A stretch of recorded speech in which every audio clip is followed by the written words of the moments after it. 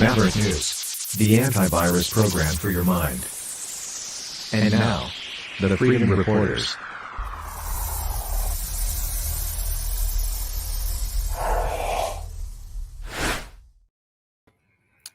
Hello, Maverick family, and welcome back, Joseph M. Leonard.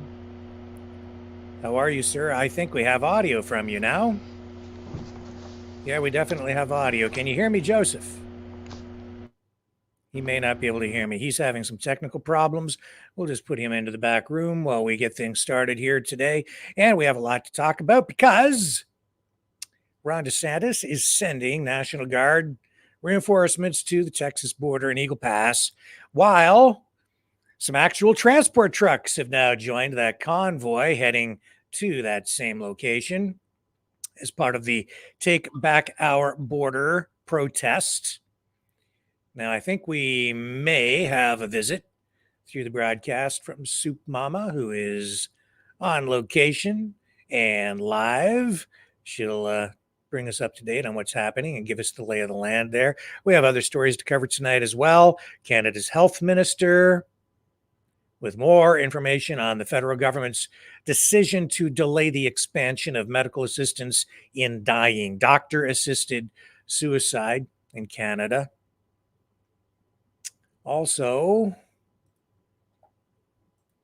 we will dip into this story about the province of Alberta in Canada as well, shifting gears, changing directions, going in the opposite direction of the federal government on the issue of gender identity, with the premier there answering questions on that subject a day after announcing a new policy initiative saying that parents will be notified if their kids going to school decide to change their pronouns or take other steps toward a change in their gender identity. So that, of course, is a hot button topic. Let's see if Joseph can hear us now. Can you hear me, sir? I can see you. I cannot hear you. I could hear you before when you signed back in. We had audio, but now we don't again. We can just read your lips through the broadcast. Okay, I'm going to take you out of the I have no idea. This is it. I could try and I can interpret, try to lip read.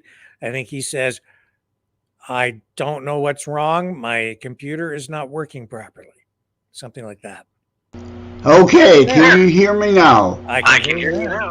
Okay, something is wrong with my brand new headset, the USB, Bluetooth or whatever communication.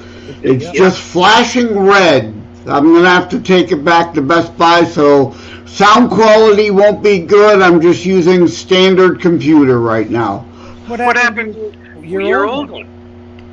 I always only used my laptop microphone, and I used earbuds to listen, to provide, to try to avoid any, feedback. We're getting a lot of but we can't do it this way because I can. It echoes my voice. You gotta go get your earbuds, or it's not going to work. Can we do that? How about that? Is that better? Yeah, I think that is better. Yes. All right. I turned on echo cancellation. Okay. There you go. Now we're in good shape. Right. So let's take a quick break. Because your sound is coming through the PC and going right back into my microphone. Yeah, perfect. Okay, now we're in good shape. So we'll be right back, folks, after this, now that we have all of our technical problems worked out.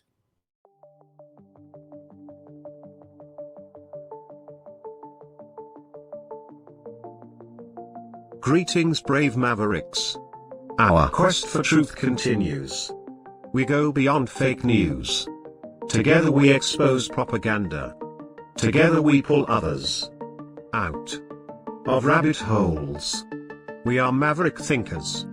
We are all unique individuals, defenders of individual rights and freedoms, credible, trusted, grounded in reality. Maverick News, Maverick News. Defending free speech, free speech. Donate at freedomreporters.com. Do it now. Tomorrow may be too late. Maverick News. The world is watching.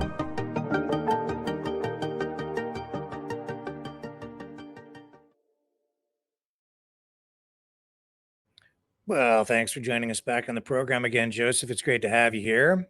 Thank you for having me. You could still hear me, right? Oh, yes, we're okay now. And it actually sounds okay, so it's not bad at all. Now, quite a day today. This whole border issue continues to dominate headlines. And Ron DeSantis, Florida governor, sending the cavalry to Eagle Pass, Texas. So is South Dakota Kristi Noem. Yep.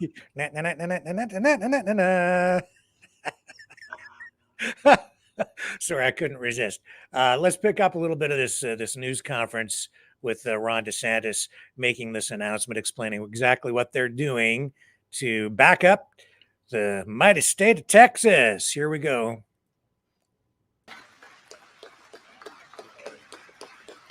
Good morning. Well, we are here to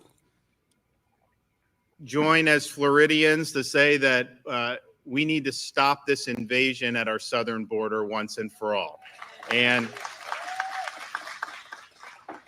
we're here. We've got a number of folks that are joining us today. Okay, we let's have actually General pull John out of this. Haas, who's Oh, our well, we had Adjutant Supermom in General the of back the Florida room there, National but Guard. We have Executive Director of the Highway Safety Motor Vehicles Department, which oversees Highway Patrol, Dave Kerner. We have Director Mark Themey from the Florida State Guard. And then we have Sergeant Anthony Duboisevich, an FHP troop. Okay, we're going to actually pull out of that for a moment, folks, because we have Soup Mama joining us live from, I don't know where, but she's out there somewhere in internet land and in the real US of A. Hello, welcome back. Hi, guys. Good evening. It's a little hard to hear you because I am here currently at tonight's rally, which is going on right behind me. This is part of the convoy. That is live streaming on my channel, so if you want better visual of that, I'm trying to find a spot that's a little quieter. I was working on that so I can hear you guys a little bit better. So we're going to just kind of stick around, but I'll show you guys behind me there. And actually, even over here, they have this huge place set up. Lots of people here. The parking is like fields across the street. Full. Yeah. So, and you have a lot of people. A lot more people have joined at this point. I see. I have some actual transport trucks now too. Yes. So there are a couple of them. I was also told today on one of the people in my chats was saying that there are actually 2 rigs already down at Eagle Pass. So there are a few trucks. But again, this wasn't really advertised as a trucker convoy per se. It did say bring your cars, trucks, RVs, campers. So, so it's not just strictly big rigs, but we're walking. This is a little bit better. I can hear you guys much better now. Okay. Well, that's better that it was just a general convoy for anyone with their plug-in hybrid. I doubt there are any of those, right? Right, correct. That's how it was being advertised. Yeah. Yeah. And so give us a sense of the size of this thing. And I know that a new news release was issued saying that there are actually going to be now similar protests in, I think, Arizona and California. I don't know where. Okay. Yeah. So actually, that was the plan all along. If you guys, I don't know how many of you guys have actually checked out the website, but the convoy part that I came in on was just the East Coast. there were actually like 3 or 4 different convoys coming from different directions to California, Arizona, and Texas.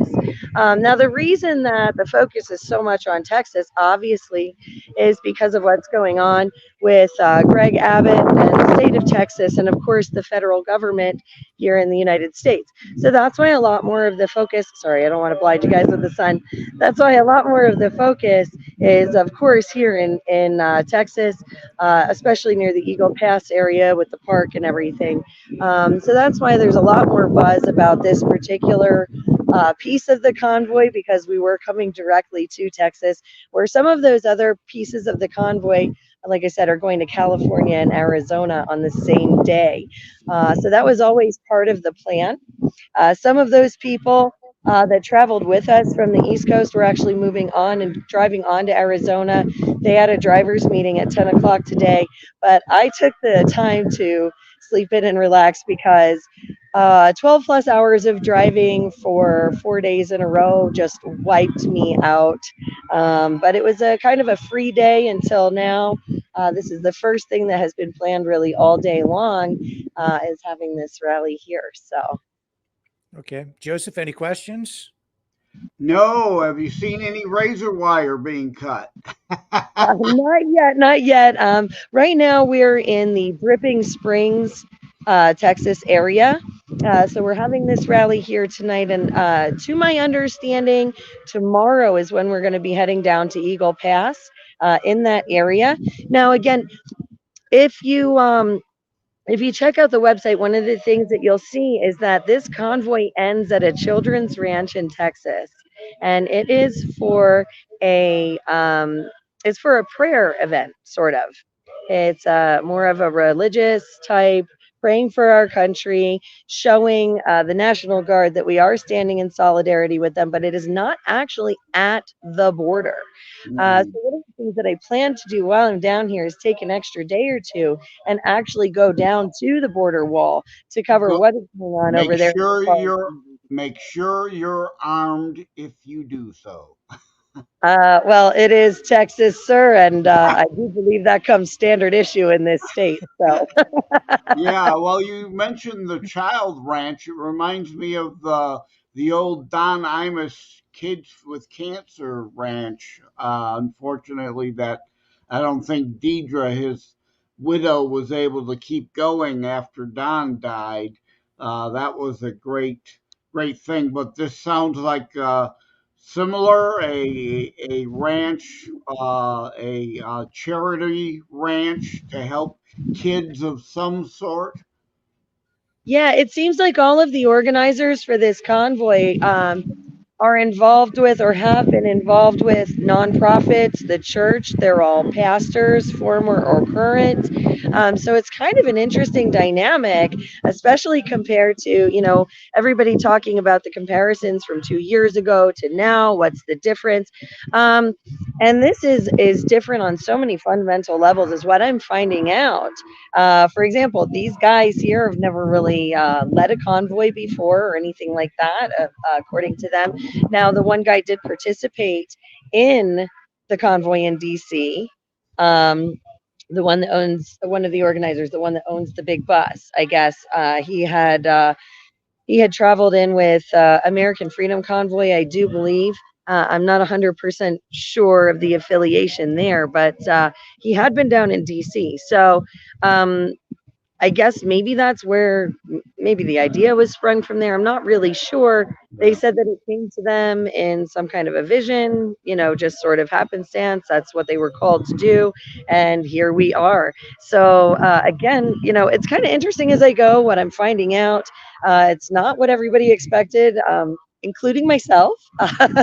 It's a little different than what I was hearing, because before I left, obviously there were a lot of questions, a lot of skepticism.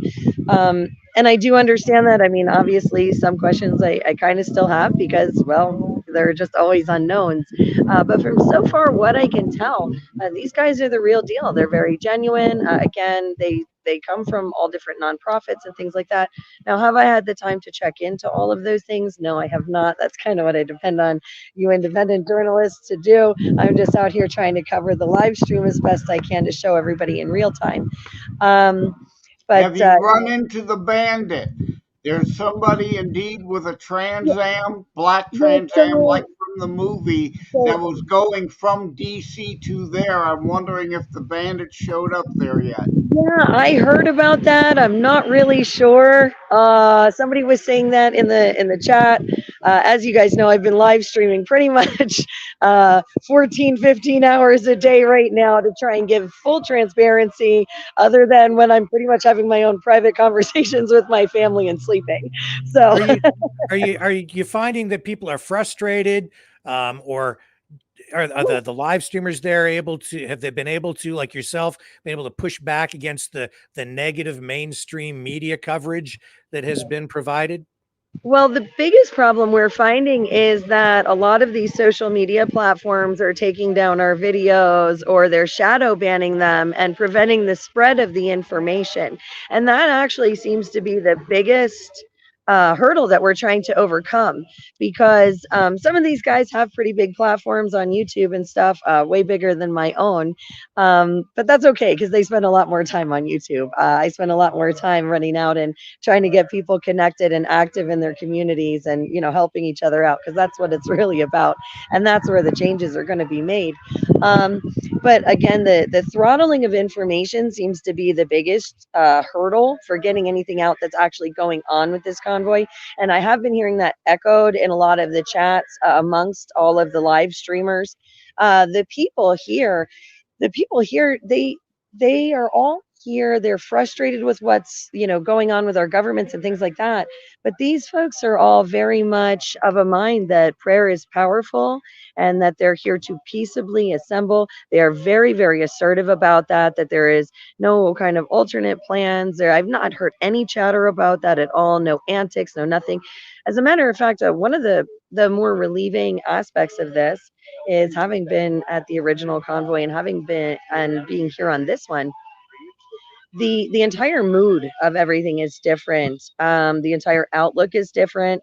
And I will say that with like the People's Convoy in Washington D.C., it was, you had a lot more people that treated it like a party.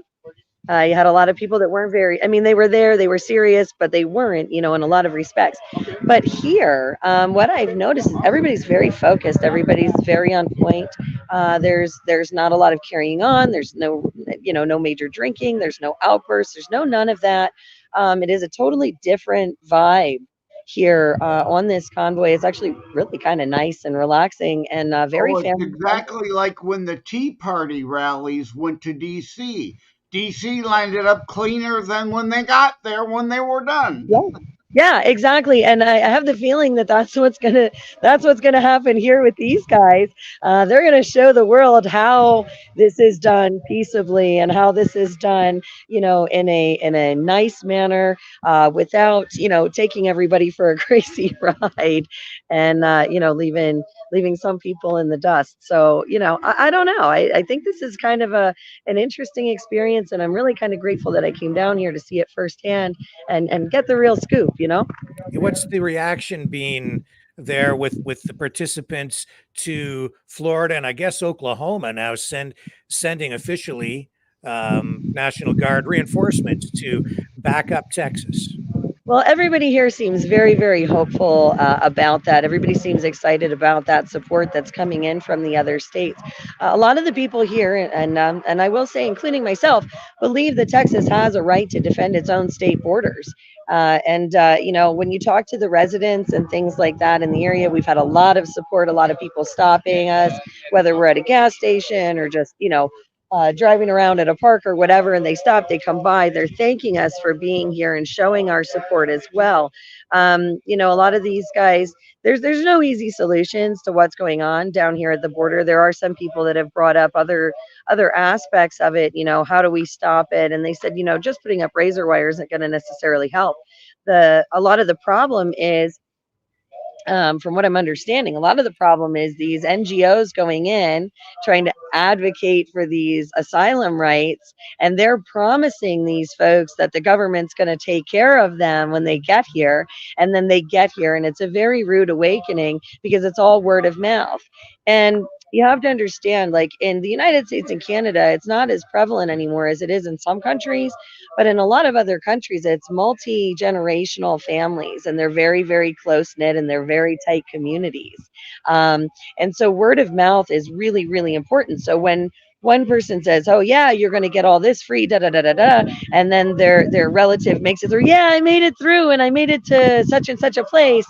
That word travels rather quickly, and then those folks are off selling their houses, selling off all their possessions to come here just to find themselves sleeping on cardboard in the streets because there's nowhere for them to go. So it is really rather unfortunate because, again, there has to be work done in those other countries, in the home countries too. And I think it's going to take a lot more than just a quick fix of the National Guard shoring up this area here, because again, we do have a lot of border wall that is unprotected, that's owned by the cartels and the coyotes. We know this. That's not really speculation anymore at this point. So there is quite a humanitarian crisis that's going on because of the border. So again, a lot of interest in it, a lot of people very excited about the added support from the National Guard. We have had one or two people that haven't been so happy that we're here, but overwhelmingly has been a positive response the whole way down from all the way from New York, where I started, into Florida, and of course across the states here to Texas. So, and again, you can see it on the live stream. I think I've had maybe two what we call freedom fingers the entire time. And of course, I always ask everybody to just pray for them to have the negativity leave their hearts. So, And it's great. You came from New York, you said, so it was a yeah. good excuse to go where it's warm. Yeah, well, yeah, absolutely. I'm actually wearing my flip-flops right now. It is 70 degrees, and the only reason I'm wearing the flannel is because the breeze makes it a little chilly and makes the hair on my arms stand up. But other than that, it is gorgeous. It's been sunny since we got down here, and I'm super grateful because when I left New York on Sunday, there was snow on the ground. I still had snow grime on my truck and on my windshield till the other day when I finally cleaned it off. So this is wonderful. February and sunshine and 70 degrees. You can't beat it, guys. If there is a better place to be right now to stand up for patriotism and stand up for your country, I don't know where it is, because this is honestly awesome. That's great. And we won't keep you too much longer, but this really, I guess, kind of really gets going this weekend, right? Yes. Yeah. Can you just give us a little bit of the sense of what the timeline is here and how things are going to unfold? Okay, so I'm not exactly sure what time tomorrow we're rolling out, but tomorrow is going to be the convoy down to Eagle Pass. And the 3rd is the big rally there at the ranch. So you should expect to see us all in transit tomorrow. Again, I did hear rumors. Now, I'm not 100% sure, but I did hear rumors that Ted Nugent is going to be showing up and going to be at the rally. So we will see. That should be an interesting experience if he does show up here. Excuse me. Well, But Nugent does live in Texas these days. He's originally from yes, Jackson, Michigan area. he's a pretty outspoken guy, and so this should be pretty interesting to meet the Nuge if he comes. as my parents. I think an important thing to say about all this, though, is that not thousands upon thousands of people. So what? Who cares?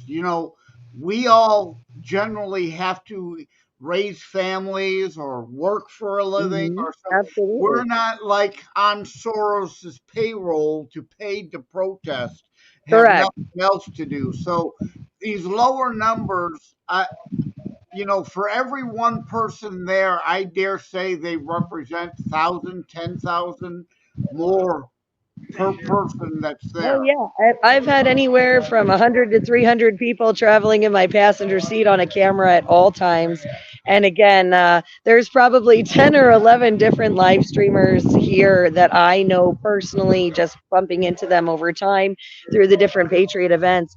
And again, they carry hundreds of people in their chats, and those people represent people, So it is almost like a representative republic here of all different parts of the nation. We've even got some Canadians here, which is really awesome. So one of the guys that's streaming is Jeff from Travel Fund 69, the channel on YouTube there. He's up there from Canada, and Ron and Amanda Clark are literally on their way to Eagle Pass. They are in the States. They called me earlier today, and they are on their way down. We're expecting them either late tonight or tomorrow. And So, obviously, social media obviously helped play a role, but I think the bigger role was like the old Pantene commercial. You tell two people, they tell two people. The people who would really actually be interested and want to be involved would have likely heard through word of mouth the details, and that it was legit, and that so and so is going. So, oh, okay, I want to go too. yeah, that's kind of how these things work with the grassroots. A lot of times it goes off of, well, hey, do you know this person? Um, Now, even for me, I did not know these organizers at all myself. However, I do know a few people that knew one or two of them, and they're people that I trust and respect myself. So I said, okay. And it did change my perspective a little. Now, obviously, I'm a little skeptical just because, well, in the last 2 years, I've seen quite a bit while I'm out here. So, I always kind of I'll sit back and I'll watch and see. But so far, everything seems to be exactly what they say it is. And that is a huge relief to me. It is a huge relief to my viewers. I know that. So everybody seems kind of happy with the direction that this is Yeah, going. you've got to be careful because there are certainly scammers and spammers and people Hmm. who are just looking to say they're a part of something to sell you some trinket. So Right. yeah, it's really best to make sure if you don't know somebody directly that a friend of a friend of a friend at least, not some complete stranger, so you land up in the backwoods somewhere. Who knows what going on, right? Yeah. Yeah, well, Well, that's what I said. It's this is a real relief to me so far. I mean, again, I always encourage people, just like politicians, any place you donate to, anything like that, you always want to check them out. Now, I myself, again, I have not given them any money. I didn't take the time to check them out, so I wasn't giving them my own funds. But I am self-funded getting out here, and I have not asked for any reimbursements. I've not heard of anything like that. So if they are raising any kinds of funds, I don't know what they're going to. I'm sure it's explained on their website. But again, you guys want to. I always tell people, if you don't like your leaders, leaders can't lead without followers. So if you don't follow them, they can't lead, guys.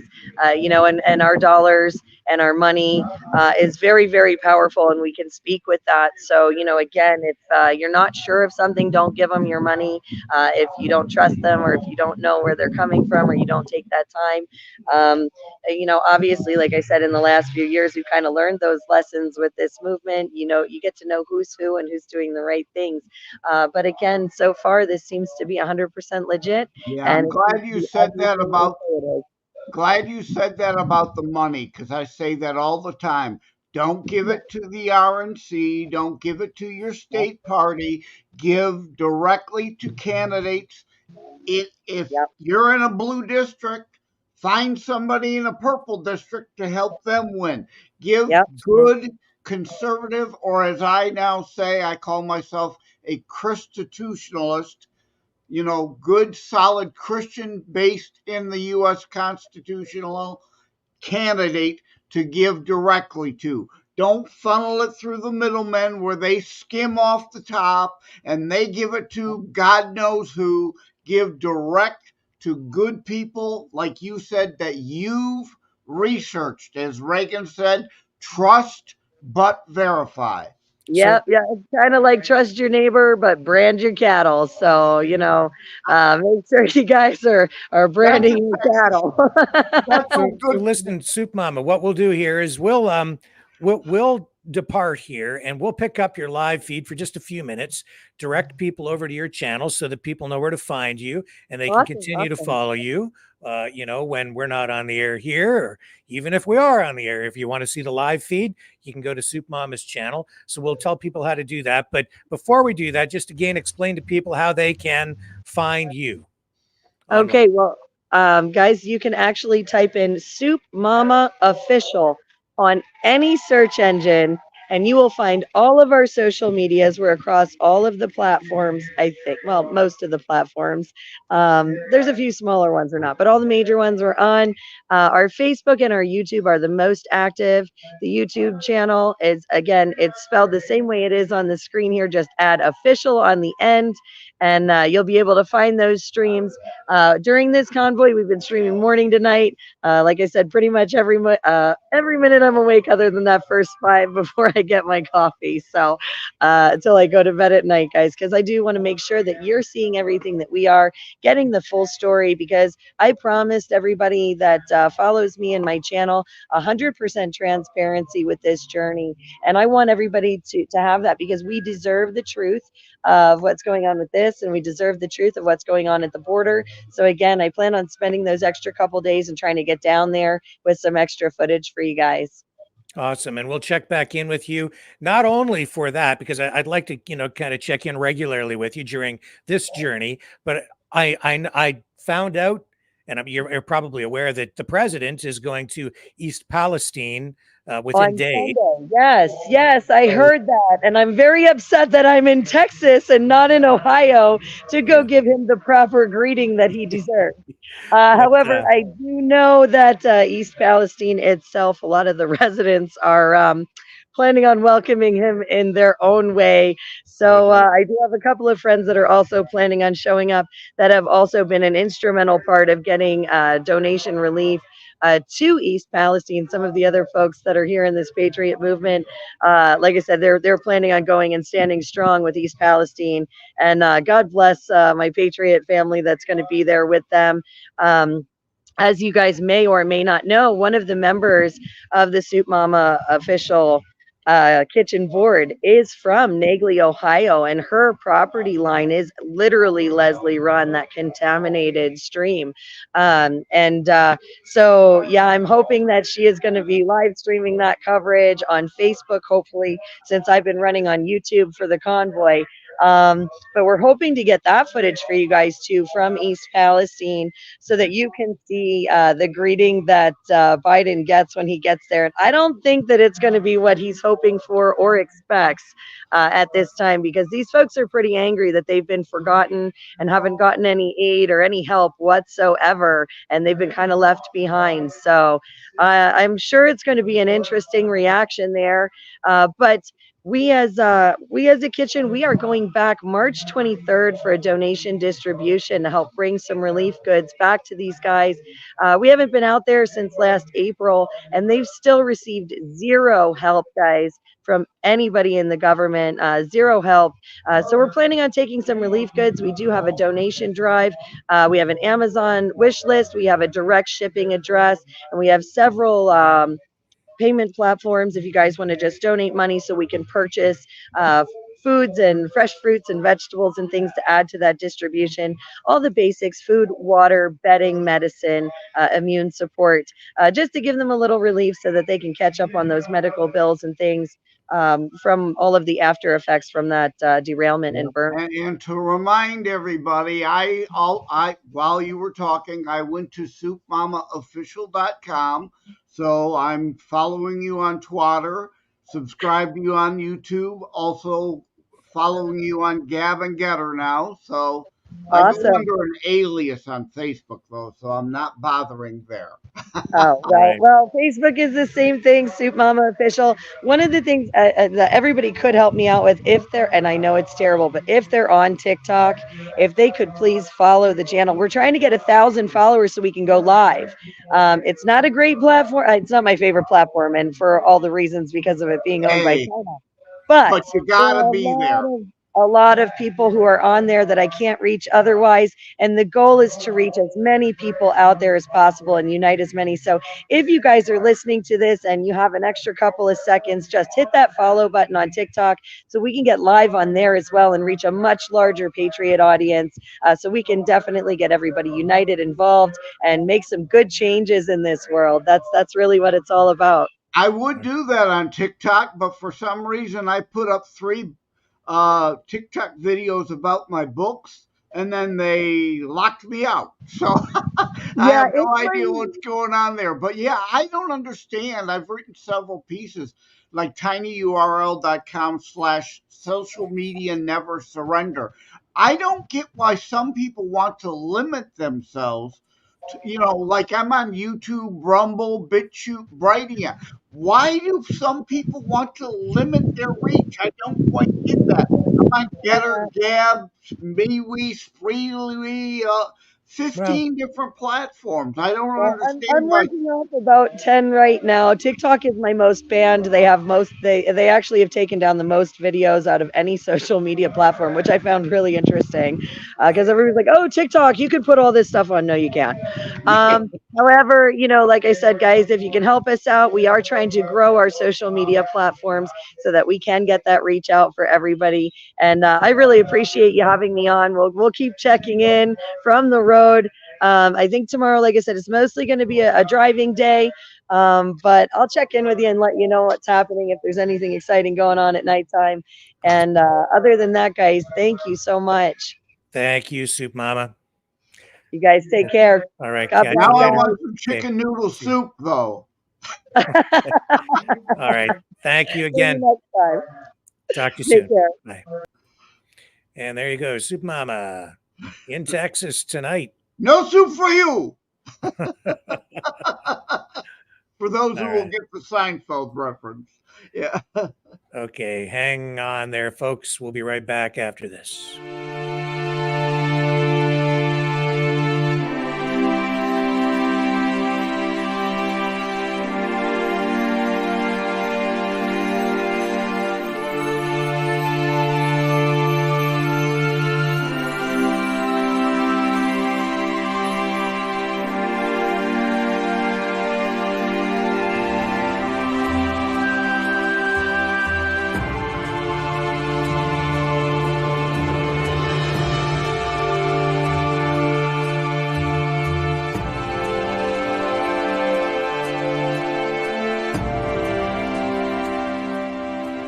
Maverick News. The world is watching.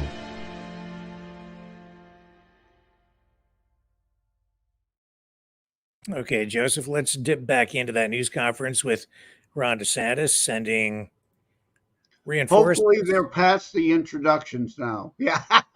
Yeah, here we go. Okay. Ron DeSantis, news conference, sending National Guard reinforcements to Texas. To January 20th, 2021, what does Joe Biden do as soon as he gets into office? How do celebrities like Justin Bieber and the... I don't know how they do that. They Justin Bieber on the rock. He says he's not going to deport people for 100 days. He issues a slew of executive orders to not just not have the border be fortified, but really to invite people to come in. And when he was running for president, he had said that people are going to be able to come in, and he created an environment where you could pay some coyote thousands of dollars and just get to that border and you're home free. And so we've seen a huge increase over many years, and now it's as bad as it's ever been at the southern border. We understood this problem in Florida right at the beginning in 2021. And so as this was happening, Texas was scrambling to defend its people, defend its state, and they needed assistance. They weren't getting any assistance from the federal government. Federal government was acting to thwart what they were trying to do. So we stepped up all the way back in 2021, and we've had people on the ground there since 2021. We've had National Guard, we've had Highway Patrol, Fish and Wildlife, Florida Department of Law Enforcement, you name it. They have been there, and they've been making a big difference. And they've been able to see a lot of the things that are happening. You know, we have our folks from FHP They're stopping people from Iran coming across the border, Morocco, all these places around the world, which is just crazy that this is happening. And Director Kerner can talk about, he's got a whole laundry list of things. They just had an alien from Mexico that they picked up near the border who was wanted for capital murder in the Houston area. So this has been a total disaster. You have massive amounts of drugs pouring into the border, and then the sheer number of people. You know, you don't hear these cities talk about being sanctuary cities anymore, do you? Because they realize you can't possibly take this many people coming in. So we've been assisting from the beginning. We've also taken steps here in the state of Florida. We've signed strong legislation to protect Floridians against illegal immigration, including banning sanctuary cities, including having E-Verify for employers, including increasing penalties for human trafficking and human smuggling. We've also banned local governments and non-government organizations from issuing ID cards to illegal aliens. And we've invalidated out-of-state licenses that have been issued to illegal aliens by states like California. We're not recognizing that here in the state of Florida. And so we've been very, very strong on this. We understand the costs involved, and there are many, many costs. We now have more fentanyl deaths on a yearly basis than we've ever had. It's been going up and up. We've done a lot to stop that here in Florida, and we've had some success in slowing the problem. But when you have this much coming in, I mean, I think they just did, what was it, 15,000 pills that they just seized in Florida, fentanyl pills. They were disguised as Oxycontin. They were really fentanyl. And and I've been doing this now for years, raising the alarm on it. When you talk to parents who've lost kids from fentanyl poisoning, a lot of times it's in one of those situations. They think they're taking an Oxycontin or something, which, you know, they shouldn't be doing. But if it's laced with fentanyl, you could be poisoned to death right there. So all of those fake Oxycontin that are fentanyl, you know, those are potential death sentences to anyone that takes it. And so we see that. And the human toll has been incredible that this is happening. Biden has the authority to close this border today if he wanted to. He lacks the will to get the job done. He lacks the capacity to see the problem for what it is and to get the job done. And so the American people are basically left scrambling, and they're left to have to deal with this all on their own. Now, we've done a lot. FHP troopers, since 2021, they've intercepted 150,000 illegal aliens.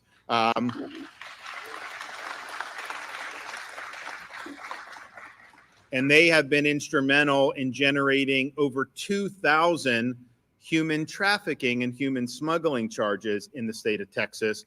Our National Guard have helped staff observation points, patrols, and they have helped with fencing and barriers. Our Florida Department of Law Enforcement has assisted Texas DPS with arrests of criminal aliens, including violent gang members. And Florida Fish and Wildlife has deployed hundreds of officers, over 500 four-wheel drive patrol trucks, and 24 vessels to assist in patrolling the border along the Rio Grande River. So we have stepped up probably more than any other state has stepped up, and we're proud to do that. However, we don't think this is enough. I believe that a state has a right to fortify its own borders. And so if Texas is helping to erect barriers, putting up razor wire, doing other things to keep illegal aliens out, I want to be helpful with them doing that. I don't want to be part of the federal government trying to tear down these barriers and let more people in illegally. This is crazy that this is the case. So today, we are going to fortify our presence along the southern border. We're providing up to 1 battalion of Florida National Guard, as well as our first ever deployment of the Florida State Guard. And the goal is to help Texas fortify this border, help them strengthen the barricades, help them add barriers, help them add the wire that they need to so that we can stop this invasion once and for all. And the states have to band together. The states have to band together to be able to defend the rule of law. And we see the problems, the drugs, the crime, just the sheer number of people. What has that done to hospitals? What has it done to education? It's just, you just can't do it. I mean, we probably have had 10 million come illegally since Biden's been president, but that number, even if that was legal, we cannot absorb that many people. It's just not the way you do business. It's not the way you run a country, but it's also a larger issue. I chose Wix for my business because of its. Hang on. So, Joseph, give me your thoughts. Well, he's talking about breaking the law. Now, you know how my warp brain works. Now I've got Judas Priest breaking the law in my head. But, you know, this is a serious point there. If it's illegal for Texas to put up the razor wire, but it's to stop other criminals from breaking the law and coming into the nation illegally. You've got, just for sake of argument, let's just go with it. They're both breaking the law, but the Biden administration is only concerned about who breaking the law? The people trying to keep the actual drug smugglers, human trafficker, lawbreakers out. He wants to stop Abbott and let the illegals continue to flood in. I mean, how does that not tell so many people all they need to know about the picking and choosing of what laws we do and do not enforce? And spare me the, oh, well, Congress, the rhinos and the fascocrats have got a bill that will limit it to 5,000 a day. No, zero. Zero is the number. Zero. It's already illegal. We don't need a bill. We don't need new laws. We don't need anything but Biden and Mayorkas to actually enforce the actual laws that are already there, that they are in dereliction of duty, in violation of their oath of office, and I dare say guilty, therefore, of treason. That's a very serious word, isn't it? Treason. What do you give me your, first of all, your definition of what you mean treason is in this case, and then tell me where you see that going in terms of accountability. Treason, Benedict Arnold aided and abetted the British that we were fighting. Spies aided and abetted during the Manhattan Project the Russians, leaking secrets of the atomic.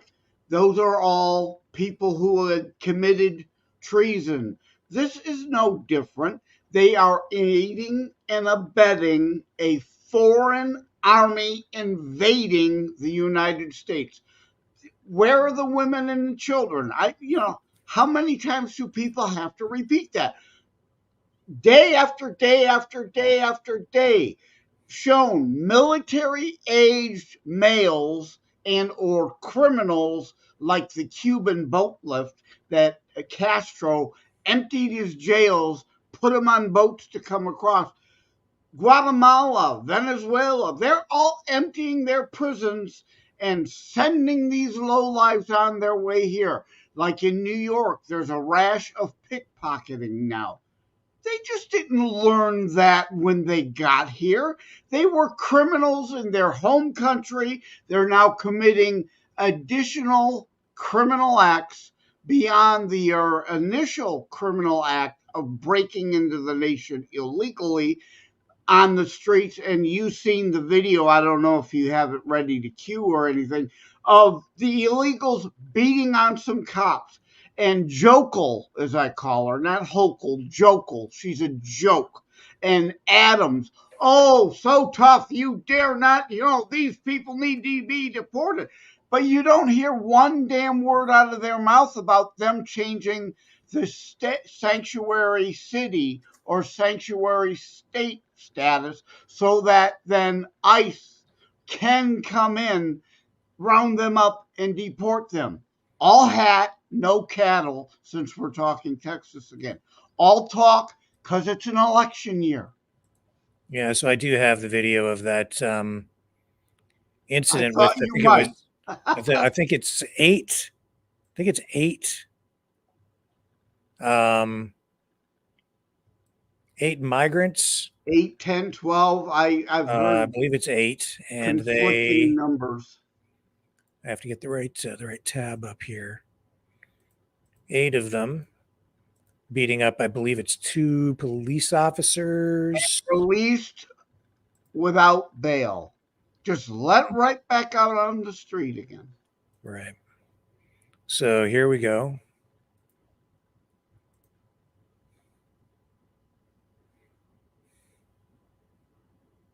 Yeah, I guess we don't have sound. This is just like a CCTV feed. Yeah. Yeah, you didn't pull up like a news station feed. Okay, I see. It's this Crime Stoppers. Yeah, I mean, and at the one point, is it here where he comes up to kick him in the face? That's attempted murder right there, right there. That's kicking somebody while they're another one while they're down, kicking them in the head. That is, in my mind, premeditated attempted murder. They should be charged with, and in Rikers Island, being held because they're illegal. They're a flight risk until their trial. And from what I've heard just an hour ago, some of them supposedly, since they're out on no bail, have supposedly hopped a bus for California. Does anybody really think they're going to make it to California? They're not going to stop somewhere along the way where they think they can blend into some small community and continue their crime sprees? So, yeah, that incident playing directly into everything going on at the border right now, and President Trump. And again, Jokl and Adams, nothing. All talk. Blah, blah, blah, blah, blah, blah, blah. All talk, zero action. Just like a whole lot of people, unfortunately, online, virtue signaling. And here's Donald Trump on this. You have the right to close up your border. You don't need bills that complicate it and make it to a level that nobody's going to be able to do it. And the minimum was 5,000 people a day, if that can be right. It's hard to believe that can be right, but they were negotiating to allow 5,000 people a day. That's a tremendous amount. Nobody wants to have that happen to our country, and they're still not going to know where they're coming from. Right now, we have no idea who these people are that are pouring into our countries. Last night, I watched where they're beating up police officers in New York City, a gang of people that just came in that didn't speak English. Nobody knows who they are, where they come from. And very importantly, they come from, I can tell you, they come from jails and prisons. They come from mental institutions and insane asylums. And they're terrorists. They have a lot of terrorists coming too. And we don't want them. I'm sorry, So we had a very strong border. Yeah. You want to elaborate? Right.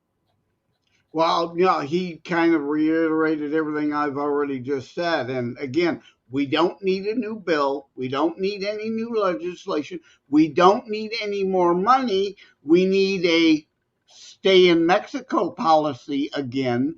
So then there are less here to deal with. And ICE, instead of being babysitters and diaper changers, can actually do their damn job and deport people. We don't need anything new or different. They refuse to uphold their oath of office and enforce the laws we got. Another law is supposed to do what? That they will just ignore? I'm old enough to remember 80s. Reagan and Tip O'Neill, right? The left promises. Tip O'Neill and the Democrats promised border security if we would provide amnesty for the 1 million or whatever it was then. Only 1 million then. So, of course, Reagan made the deal. Dumb. Don't be stupid again. You're not going to fool us again. You'll promise border security for partial amnesty or whatever, or more money, because again, Hochul and Adams aren't changing their sanctuary city policy. They just want more money. So you give them more money, they land up in the money gets laundered to the blue cities. That's all it's about. We will never get the increased border security they promised. We've seen this movie before. Interesting. I'm just seeing something about a protest with regard to this in New York, and I don't know exactly how accurate this is. I'll be looking into this to see if there's anything to show you or not.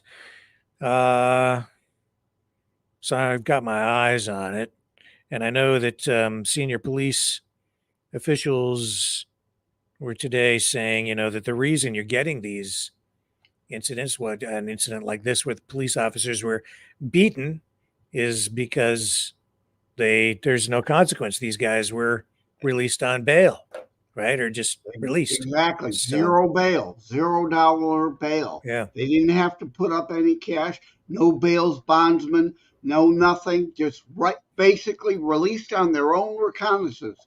People who literally broke into the country are trespassing in New York, could go then anywhere else. They're a flight risk. Anyone else who is a flight risk would be locked up till their trial date, because that's the point of keeping them locked up, so they can't fly off or run off somewhere. But back to the picking and choosing the laws. You've got these rapists, murderers, drug dealers, and then you got a jaywalker. Biden is worried about the jaywalker. Yeah. So Trump talked about terrorists actually coming across the border, and that's really one of the main reasons I was so excited to get you back here tonight, Joseph, because you've done a lot of research into terrorism. Your book Terror Strikes deals specifically with that subject matter. What is your assessment of what is going on at the border and your reaction to Trump's statement on the terror threat? It is there, but for the grace of God go I, as the saying goes, right? There are terror strikes and events that have been happening. You're not hearing about it because they're afraid of that narrative, because they will be tied, a lot of these, to these illegals. So the media, including faux news and even Newsmax, who I like a lot better still, and OAN, quiet. Do you remember when LAX was shut down for 3 days? That was a terrorist strike on the power grid that shut down LAX for 3 days. Have they done a damn thing about it? No. Radio silence. Moot. Keep quiet. That was a dry run. Something big is going to happen, and these people are going to feign surprise. Oh, we're shocked. What a complete shock. This is out of the blue. No, it's not. And there's too many of these terror cells now here, or even just these gangs, not just MS-13, these gangs, mini terror groups in and of themselves, for the FBI to be focusing on and doing anything about. Plus, we've discussed before, the DOJ is too busy rounding up 80-year-old granny that was 3 blocks away from the Capitol on January 6th to try and charge her with insurrection or trespassing or whatever, to keep that right-wing, domestic terror false narrative going. They're too busy invading Latin Catholic masses because they're afraid of, as I discuss in Constitutionalist politics, the black robe regiments coming back, the black robe brigades, where by day, finally, the priests, the reverends, the ministers, the whatever your particular Christian sect calls them, are going to finally, and it's happening more in Catholic churches, which is why they're mainly infiltrating Catholic churches right now, but it's spreading. They're speaking the whole gospel now, the whole truth, just like they did during the revolutionary days. They're donning the armor of God by day, and by night they're out fighting the tyrannical government, because Jesus was not a socialist. Render unto Caesar doesn't mean let the government do whatever the hell it pleases, especially our government, because we are of the people, by the people, and for the people. We, the people, are the government. And we've let them get away with far too much for far too long. I think they want a major terror event, which again, they'll feign, shock and surprise, but that will be yet another then distraction for the ability to crack down on Americans. Somehow they'll pin it on it's all Americans' fault. Yeah, well, you guys have just a different form of government than we have up here in Canada, and your attitude is a little bit different too, and that's because of the kind of constitution you have. You are a republic, and we're not. We are not a mobocracy, and the left is turning us into a kleptocracy and ineptocracy. All about identity politics and DIE, diversity, inclusion, and equity, which is really cultural Marxism. It's about killing Western culture. That's why I call it DIE, not DEI. It's about killing Western culture. And, they're focusing all of that energy on that we have to try to push back on. Yeah. Let's take another quick break. And when we come back, we've got somebody else arriving in Dripping Springs, Texas, on their way to Eagle Pass. So we'll continue right after this. Do not go away. The New World Order. Government overreach. The Great Reset. Mainstream media lies. Now more than ever, independent voices are needed. Donate now at freedomreporters.com. That's freedomreporters.com. Maverick News. The antivirus program for your mind.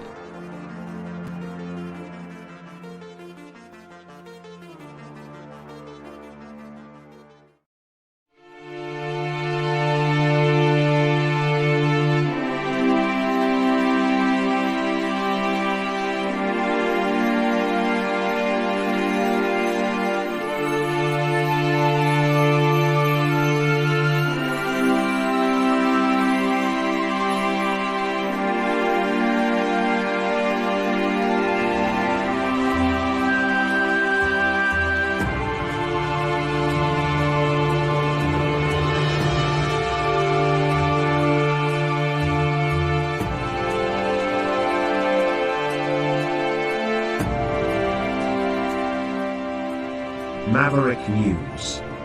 The world is watching.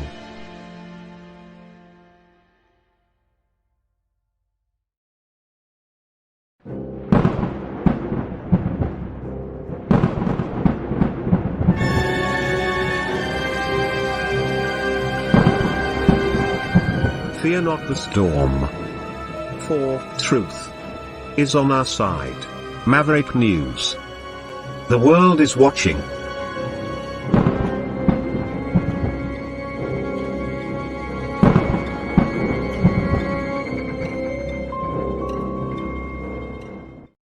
Okay, let's pick up this feed, and this should give us a sense of the size of the crowd there in Dripping Springs. Bless you guys. Hello.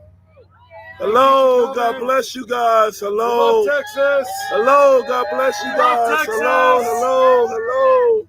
Hello. God bless you, brother. God bless you. God bless. God bless. Wow, this is what I'm talking about, man. This is crazy.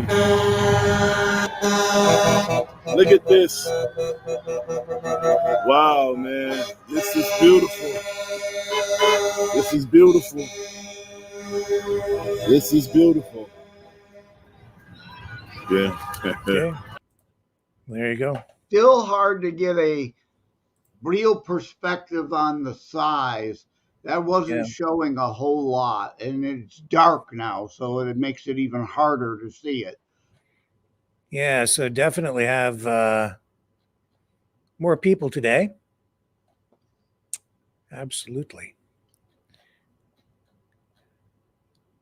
I'm just checking out some other stuff here.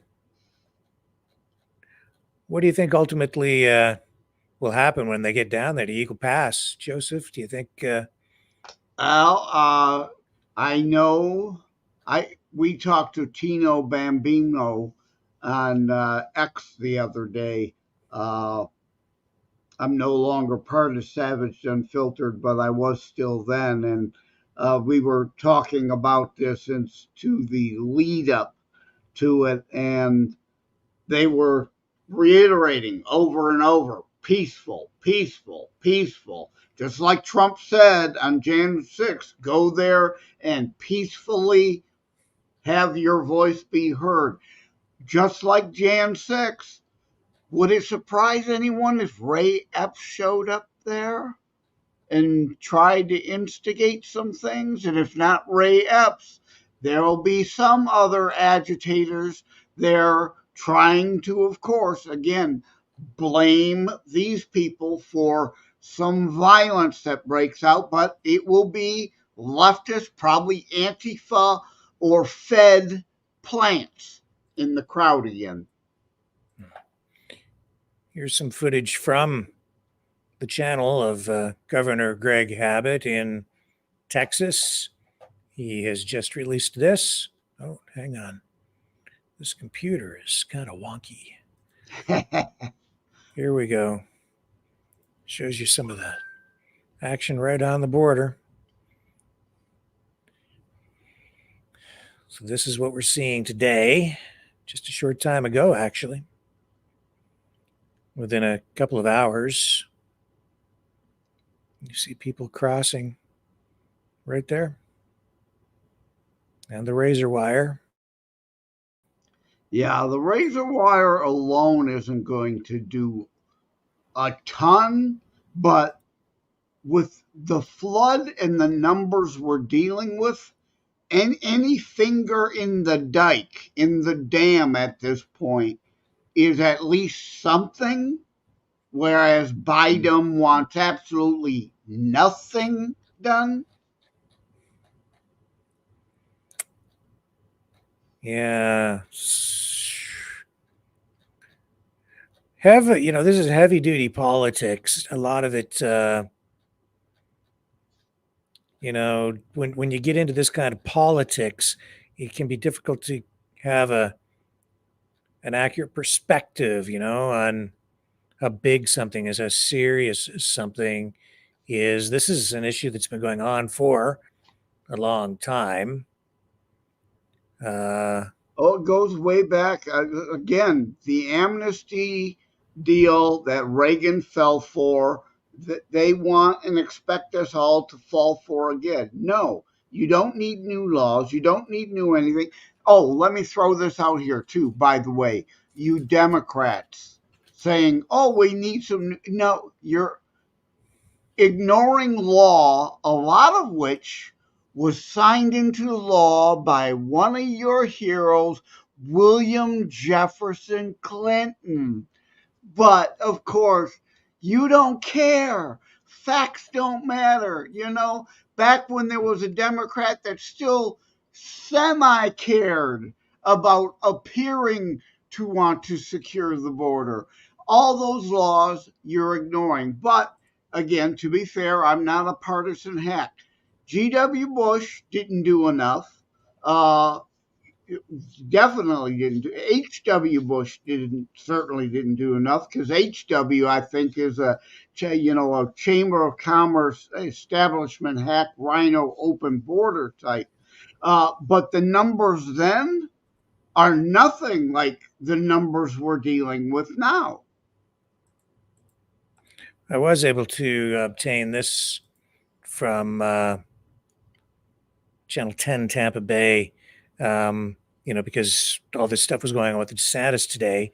And as I say, it's difficult to know how large something is, get the proper perspective on things. But in this report, they also highlight some of the outright bogus, false, fake news that's going on out there. So let's just pick this up and I'll show you what I mean. This relates specifically to claims that there are tanks on the move in Texas to secure the border. Tensions between the federal government and Texas remain high along the border. A video circulating on X with hundreds of thousands of views claims the feud is escalating and tanks were recently spotted at the border. But is that really what the video shows? Let's verify. Our sources are a video posted to TikTok in November 2023, an analysis of the viral video, and a reverse image search with Revi and Google Maps. We did a reverse image search and found the video was first posted to TikTok last November. We also took a closer look at the video and saw a road sign that points to Calama and Estación O'Higgins, two locations in Chile, not the United States. The truck in the video also has a Chilean license plate. Finally, using Google Maps, we confirmed the video was shot along a highway in northern Chile, not the US. You can see the same green road signs, white buildings, and fencing in Google Maps and the video. So, no, this video does not show tanks at the Texas border. It's a video from Chile, first published in November. With your Verify along the US-Mexico border in San Diego, I'm Brandon Lewis. Wow, an actual journalist? He's a real journalist. He actually did journalism there. Pretty cool. So I'm glad we were able to get that and share that with you tonight. I'm seeing other videos too that are highly suspect that I won't share with you tonight until I'm able to verify, but other videos of tanks that I think are bogus. And later on the newscast here on Maverick News, Kevin Michelizzi will join us from Crimea to talk not only about Ukraine, the situation there, but also about government psyops, misinformation, fake news, because as many of you may know, Kevin's a regular contributor here, and he is also an expert in that field in information warfare. So we'll look forward to having Kevin on later on in the broadcast. And he has some information about the war in Ukraine that you are just not going to get anyplace else, only here. And he'll give us his expert assessments on what's going on with some fake news that's circulating as a result of this whole situation at the border in Texas. Any thoughts on that, Joseph? Oh, there's a whole lot of that. I mean, again, to be straight down the middle, analytical, honest, left propaganda, right propaganda, right? You trust but verify, right? What is your source for news? If it's CNN, oh, God bless your heart, as they would say in the South, right? But again, I called out faux news earlier, and even Newsmax. Newsmax got really, they're not journalists, they're teleprompter readers. Where are you getting your real news from of people like a Rick Walker or myself, who is digging under the covers and doing some actual journalism to get to the nitty gritty of it all, the good, the bad, and the ugly of it? Like I always say on my Constitutionalist show, I'm not going to just give you my personal preferred spin. I'm going to give you all of it. it's part of what Rick does here, the honesty. So you see it all, and when you see the propaganda from either side, that truth generally, obviously, there is in the middle, because those on the left want to stir up this notion of the Civil War, and there are some on the right whose palms are getting greased that are stirring up those same things. Oh, there's going to be a civil war. People, there are like 50 million people in the United States not registered to vote. I go into this in constitutionalist politics.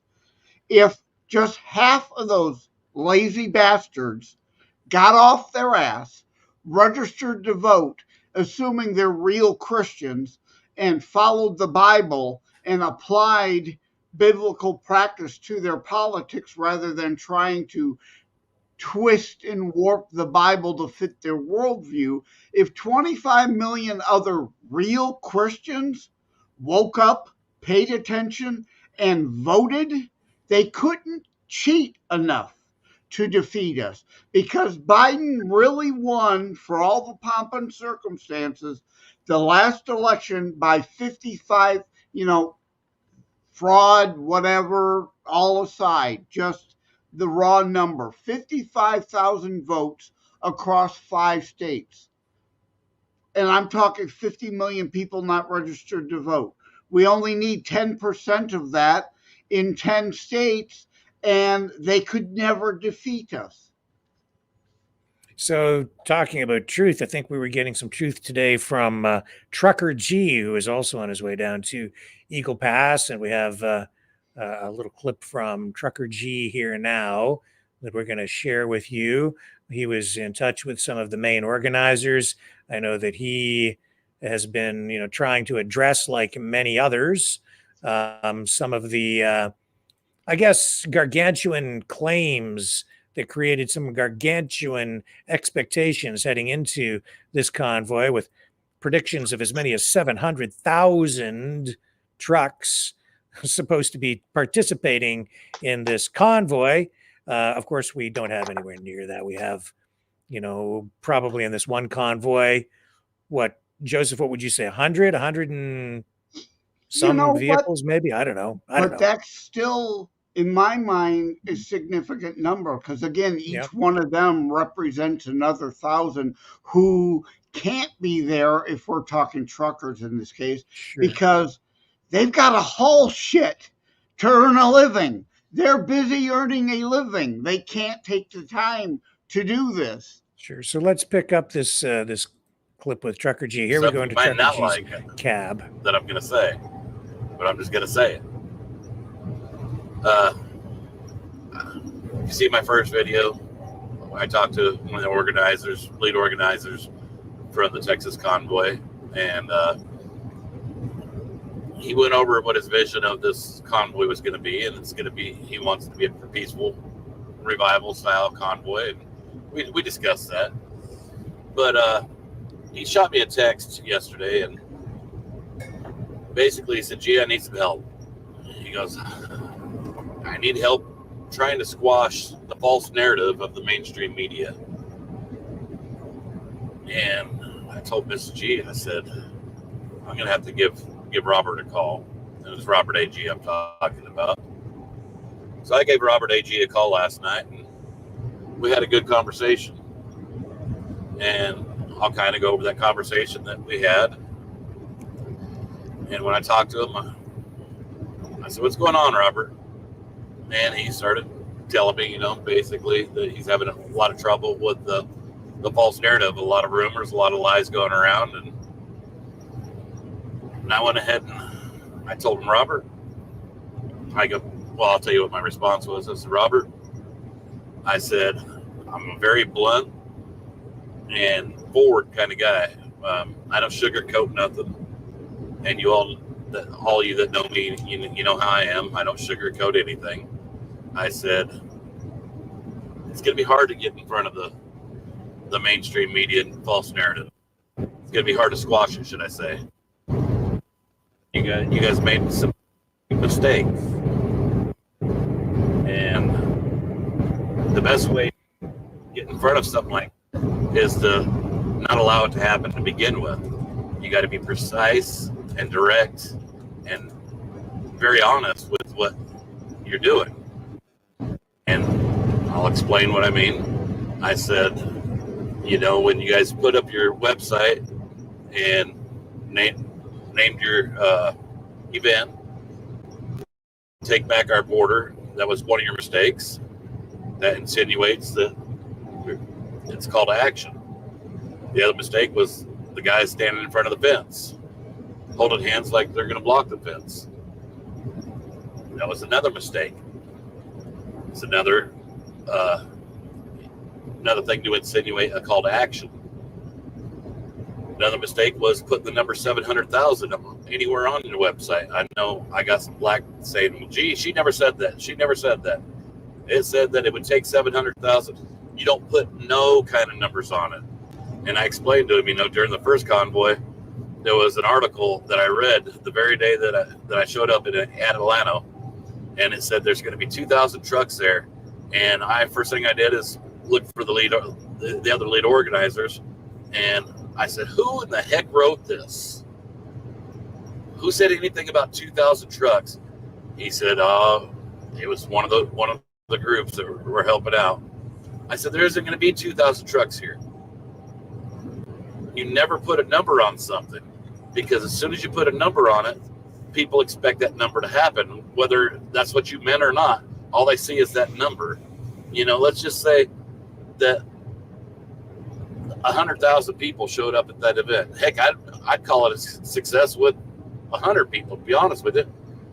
But if only 100 people show up, 700,000 is what people are expecting, because they've seen that number, no matter what that number meant, and they're going to be disappointed.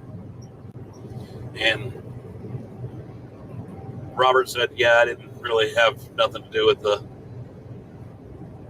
flyer or the website and what picture was used. He goes, I kind of thought the same thing. But that's hindsight, you know, that's something that you can't change. It's already out there. It's been done. And no big deal. What you got to do is figure out how you're going to come back from this and how you're going to set the record straight. And the only way you can do that is keep making videos and keep putting press releases out there reiterating what your intentions are, and that's the revival and prayer. And I still told Robert, I said, if 40 people show up, I'll find this a success. I can't even say it. Success. I said, because those 40 people praying right there with you, you have a million other people sitting at home that can't afford or don't have the help to be there, that are praying right along with you. I said that. And that's kind of the conversation we had. You know, it's tough. I wish they would have gone about it a different way. He said, like he said he didn't do the flyer or the post, the flyer or the website and stuff. And I said, well, whoever did it, they're either ignorant, and I don't mean that in a bad way. That means just they didn't know what they were doing, or they knew exactly what they were doing, and they were trying to boost numbers and get people riled up to just show up, knowing that's not what your intentions were. He goes, gee, my intentions were never to create any action or to have any action. My intentions were just that, just to pray, and the power of prayer is tremendous. Guys, now I'm going to speak to you from my heart. You know, if 700,000 people don't show there, I mean, even if 100,000 or 50,000 or 1,000 don't show up there, don't think of this as a failure. It's like I said, there's a million other people that just can't be there, me being one of them, that are praying right along with them. The other thing is I wouldn't expect a lot of trucks to be there. Is it because truckers don't care? No, it's not because truckers don't care. It's because we're having a hard time out here right now. We're barely, a lot of us are barely surviving. And we can't afford to do it. And I know some people can say, well, gee, you can afford to go home. Why can't you go there instead? Well, my home's only 100 miles away from where I've got to be delivered. Actually, I think I got a load that's going to be delivered in about 30 miles from the house, which is even better. So it don't cost me that much to run my truck from 30 miles to 100 miles as it would be for me to go 1,000 miles over there. It's a lot of money to run these trucks, and I don't mean just fuel. I've got truck payment, I've got insurance, I've got permits, you name it. Those bills don't stop. Maintenance. I mean, like I said, those bills don't. It costs me a lot of money to run this truck, and the same goes for the other drivers out here. It costs them a lot of money to run their trucks. These company drivers, they can't just take their trucks there, not without their company's permission. So don't hold it against the truck drivers for not being there. I know so many people, and I've heard it for quite a while. Well, you truck drivers could solve this whole problem. Stop relying on everybody else. All we can do is our own part. And if you don't think enough is being done, step up. Maybe it's your turn. Maybe if you feel that way deep enough, then something in your heart's telling you that you need to step up. I had one gentleman say in the comment yesterday, it's why are truck drivers joining another convoy for the border when we should be protesting these rates and these rates and trucker issues? And my comment back to him was, organize it, make it happen, and I'll promote it. He comes back with, I don't need your promotion. I need to know if you're going to show up. I said, well, if it's a solid enough organization and a solid enough plan, then I'll be there. Because it has to do with me making money. Absolutely. So, I'll throw it over to you for a comment. Yeah, he kind of reiterated a lot of everything I said. The one thing he said that I didn't, and we kind of hadn't touched on, is indeed the number thing. The media has been playing it up too because they want to be able to portray it, as he says, as a failure. So they want the numbers to be bumped and padded. And then if it doesn't turn out to be X, they'll then go 24/7. Oh, it's a failure. This didn't happen. This isn't really how people feel. But he's right, like I said. For every one person, there's 100, 1,000, 10,000, potentially more that one person represents. So if it's 1,000 people, that really could mean 1,000,000 people. I guess it depends on how you look at it. Well, Antifa plays that game, right? BLM plays that game, but they've got the media to back them up. They show up with small numbers and they do tight camera angles to make it look like they're bigger than what they are, and the media plays it up. The exact opposite is good. Like we saw that one video where he was showing, the cars and the people are spread out. So there's space being taken up, but they're going to use the wide angle and say, look, there's next to nobody there. This was a nothing burger. These are the games, Orwell style, they play. And people need to wake the fuck up to these facts. Well, they're still en route. They're still picking up more and more people. They started out only with about 20 vehicles in the first convoy. Now there are apparently several, and rolling not just to Eagle Pass, but also locations in Arizona. Well, that's and the California. other thing too, is they're spreading themselves out. Whereas one big thing or a bunch of littler things. So again, they can then focus on the Texas thing, and that was a nothing burger. Meanwhile, there's really 10 other like things that may have had even more people. So again, these are the numbers games the media plays. And like I said, Rick, I'm going to have to duck out because Yes, I sir. do have a thing at 8, and I'm hoping to try to get the stupid headphones working for that. So I need to play with that a bit. Thanks for having me on again, brother. I greatly appreciate it. You know I love you, and I'll talk to you again sometime soon. All right. Thank you for helping us out tonight, Joseph. Always appreciate having you here. Appreciate you. Okay, folks. We have a lot more ground to cover tonight, a lot of other stuff coming up. So don't go away. You're not going to want to miss what we have coming up.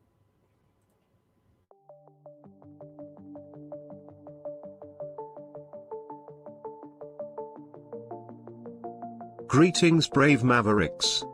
Our quest for truth continues. We go beyond fake news. Together we expose propaganda. Together we pull others out of rabbit holes. We are maverick thinkers.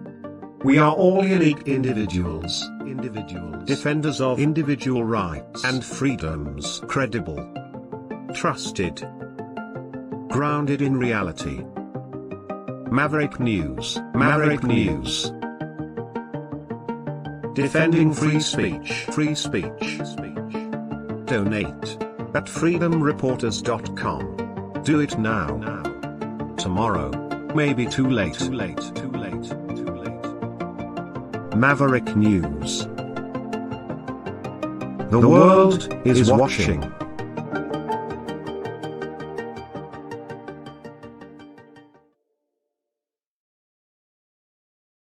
Hello there, I'm back, and so are you. You can support the channel by donating at either, where are we at here? You guys know the drill. Well, the main one is, here it is here, maverickdonations.com. You can donate there at the Give, Send, Go, or you can help us out and cover the bills at freedomreporters.com. Fund the operation. Help us with the coverage that we continue to provide here, like you're getting tonight and like you're going to get on Sunday as we cover the situation in East Palestine, like we provide every night, giving you guys a voice. And yes, we still have some of these shirts. We have, well, these are the SST shirts with the silver metallic embroidery, or these Maverick News shirts. Anybody donating $60 or more for these Dickies shirts with the embroidered logo, I'll send you one of these shirts. Just send me a note when you donate and let me know what size you need. We also have these hoodies. I think we've still got some. Yeah, we still have some of these hoodies left. Yeah, same thing, $60 donation or more. And these are really nice. I'll send you a hoodie with the logo on it. This is actually a sweatshirt. I think we've got a few sweatshirts too. And t-shirts. Donations of $30 or more, and I can send you a t-shirt. And it is the beginning of the month. We have bills to cover off, as always. So the support is greatly, greatly appreciated. And of course, every politician is out there trying to raise funds as well, including RFK Jr. And as you can see from this report, he spent more in the last quarter on his campaign than they raised, and they left $5.4 million in the bank. So I don't know how to assess exactly where RFK Jr. is at with his campaign. He seemed to have some real momentum. I think he's kind of plateauing here for the moment, flatlining just a little bit at a certain level. He sometime back replaced his campaign manager. I think they're going in a bit of a different direction. I think he's been bogged down by this Israel issue, the war in Gaza. I think that hurt him because his base was expecting him to just come in strong and support the Palestinian position, and he has not done that. Quite the opposite, actually. He's been, focused very much on supporting Israel. But I don't know, the whole campaign doesn't seem to have much of momentum at the moment. He needs to, in my view, actually start to campaign. I think he's politicking more than campaigning at the moment. This whole thing with Israel, Palestine, it really sidetracked him and sucked the momentum out of everything he was doing. So we'll continue to monitor his situation on the campaign trail, because hopefully he gets back on it. It makes the race a little bit more interesting, because Donald Trump, it looks like, could wrap up the nomination literally in record time on the GOP side. Nikki Haley's still kind of hanging in there, but yeah, it looks like it looks like the campaign this time around could wrap up faster than any race for a nomination in American political history. He has just dominated so decisively his GOP opponents that it could be a new record. All that has to happen now is Nikki Haley has to kind of just get out of the way and hand it over to him. And I don't know what to say about that other than what I just said. What else do we have for you tonight? Medical assistance in dying. The other day, we told you, was it yesterday? I think it was yesterday, maybe the day before. Yesterday, Canada's health minister, Mark Holland, saying they were looking at extending or delaying, rather, the plan to expand doctor-assisted suicide in Canada. The Liberals want to provide doctor-assisted suicide to people with mental illness. Very controversial. Now it looks like that expansion will be delayed until at least maybe 2027. And they were looking at getting this in place within, I think, maybe even as early as next month. And now pushing it ahead that far. And you all know where I stand on this. I'm so very opposed to this. Really bothers me. It really does. Anyway, we have Mark Holland here in the scrum coming up for you. Let's pick this up and get these comments. Table legislation with respect to medical assistance in dying.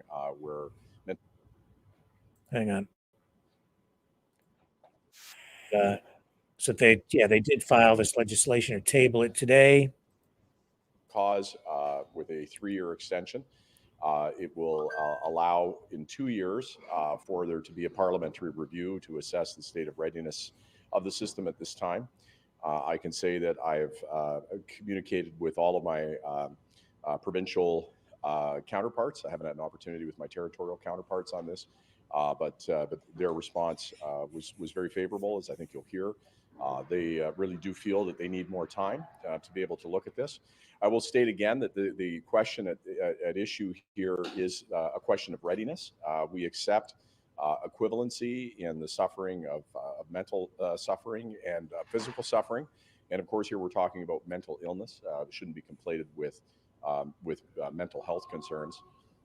But I will lastly say that the time that we have to adopt this is limited. We certainly are having conversations, Minister Barani and I, with our opposition counterparts, because we have a looming date in March by which we have to get this done in limited sitting days. But I once again want to thank the Joint Committee for its work. So the committee process really on the Senate and House side has been completed through that work. And the consultations they had and their recommendations were key to the decision that was made today in the legislation that we tabled. I'll turn it over to Minister Farani, and then je peux répéter les choses en français. And I'll just add to that, we've also had some conversations with Senator Mark Gold with respect to the assistance of the Senate in ensuring the expeditious passage of this bill. We've reflected on this very clearly in terms of what we've learned from not just this most recent study by the Joint Committee, but it's really actually the second study of this issue reflected on that. And what we are saying to Canadians is that because of the significance of the decision, because of the nature of the consequences of this kind of policy, we have to ensure that we get it right, and we're determined to do just that. And putting a pause on it for the next 3 years will ensure the system readiness, which is what the healthcare system has indicated is required and what Canadians are asking. Thank you. That's enough. The Conservatives are opposed. They want it stopped. The Liberals, they want to push ahead with it. Man. Not my thing. Okay, let's go back to the live feed here from Soup Mama, Dripping Springs, Texas. They're on their way to either pass, border protest. Looking at this monstrous COVID and wondering when it was going to affect us. My answer that day to that lady was, ma'am, if I am respond around the world, how can I not when my own country needs me? But she asked me, you know how to work in untraditional settings, chaotic environments, and little supplies. I said, ma'am, you're singing my song. What are you really asking? That's when she asked me, would I serve in New York City?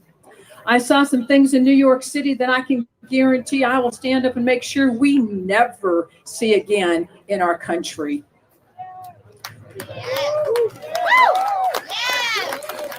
I came back from New York City after 93 days. I'd fly out on Friday, work Friday night, Saturday night, Sunday, come back to Michigan on Monday, work in my office Tuesday, Wednesday, Thursday, because we never shut down, and I continue to treat my patients.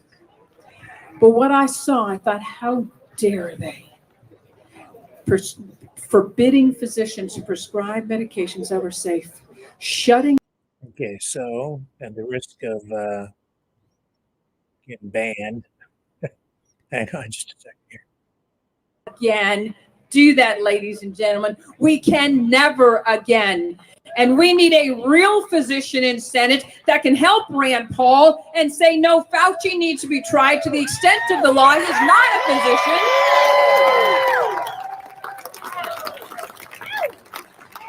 And we need physicians that are going to stand up and protect we the people. Ladies and gentlemen, it's starting in Texas tonight, but it's not going to end in Texas. As Ted Nugent said tonight, it's time we take Michigan back, and it's time we take state by state back so that we can take our great nation back once again. As Victor, who's running for Congress, has said, and I met Victor at Turning Point, what a great brother. It's Christian people like that, like Ryan Zink, that is standing up and saying, we will lead the charge. But you know what? It's time that we, the people, arise. And if there's any of you in the audience that are not arising, not getting behind, we need to. Why? Because it is we, the people, for the people, by the people, and we will take our nation back.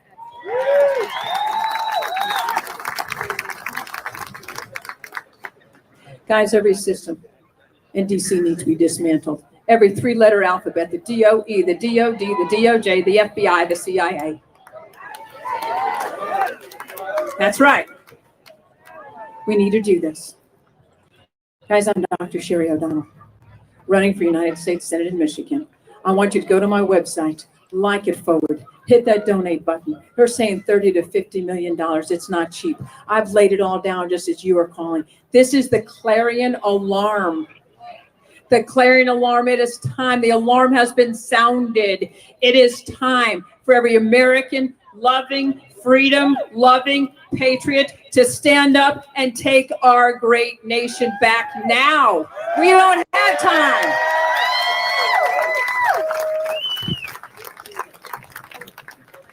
Dr. Sherry O'Donnell from Michigan, standing with Texas, standing with our great country. DocSherry2024.com. Get me in Senate. Senate is one of 100 votes. I will be your vote come November. Get me elected. Doc Sherry 2024. God bless America. God bless Texas. God bless this woman. Speaking of which, we got a good friend of mine here. His name is Chris Bird. Well, he's on his way here. Here he comes. God bless that woman. And this man right here, provisional attorney for the Convoy, is a good friend of mine. Sometimes we spend hours up in that room. And thank you for being here, sir. Thank you. Thank you, Doc. How is everyone? Wow, it's so great to be right here. I wish y'all could see how beautiful you are. Welcome to Texas, if you're not from here, and if you are, well, howdy. My name is Chris Bird. I am on the board of directors for the Republican Party of Texas. Why does that matter? I'm going to tell you the Republican Party of Texas is more conservative today than it's ever been. Lots of freedom fighters, patriots are on the committee with me, and we are trying to hold our lawmakers accountable when they go against our policies that we pass. And we've got one of the most conservative planks in the country. So I just be thinking about the Republican Party of Texas next time when you hear that. Just know that they're in the trenches fighting with you. By the way, does anybody know why the state of Texas has 31 senators? How many chapters are in the book of Proverbs? Proverbs, you're cheating. 31 chapters in Proverbs, 31 senators in Texas. Why does Texas have 150 members of the House? There's 100, and you keep cheating over there. There's 150 chapters in Psalms. Isn't that great? That's why our Texas legislature is built the way it is. I've been asked to introduce our rep for HD 73, Carrie Isaac.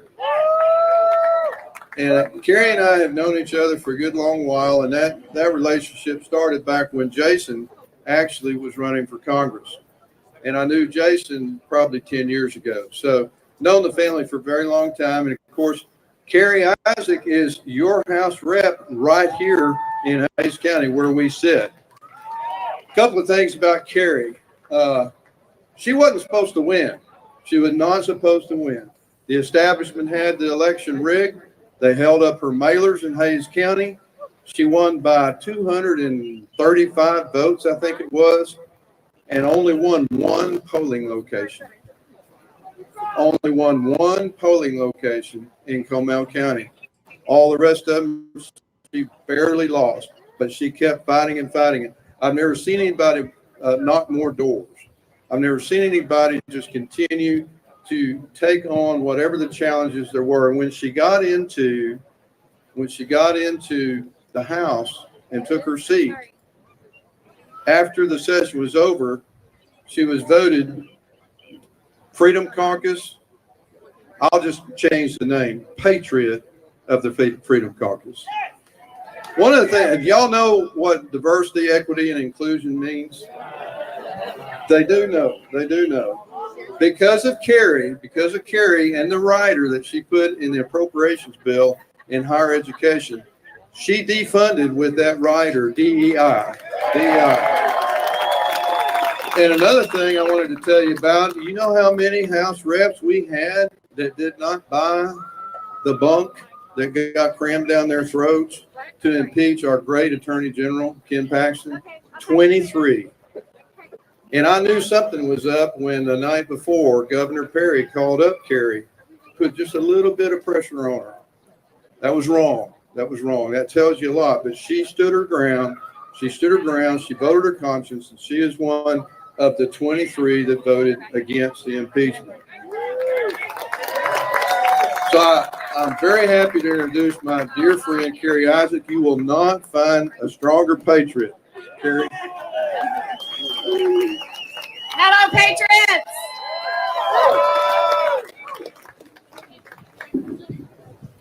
I want to welcome the Take the Borders Back convoy to Central Texas. I'm so glad you're here. According to our U.S. Constitution, our federal government shall protect states from an invasion. Are we being invaded? We have encountered over 300 terrorists at our southern border. How many terrorists did it take to pull off 9/11? Less than 20. China has killed more than 250,000 Americans here in Texas due to fentanyl poisoning. We must secure our border. We do not have a sovereign nation without a secure border. Amen? I stand with Governor Abbott. I want to encourage him to stand strong against a tyrannical government, the Biden administration that is putting us in danger. Thank you again for spreading the word and bringing attention to this invasion at our border. God bless you, and I pray for peace and safety as you continue your convoy. Thank you again. Build the wall. Build the wall. Build the wall. Build the wall. Build the wall.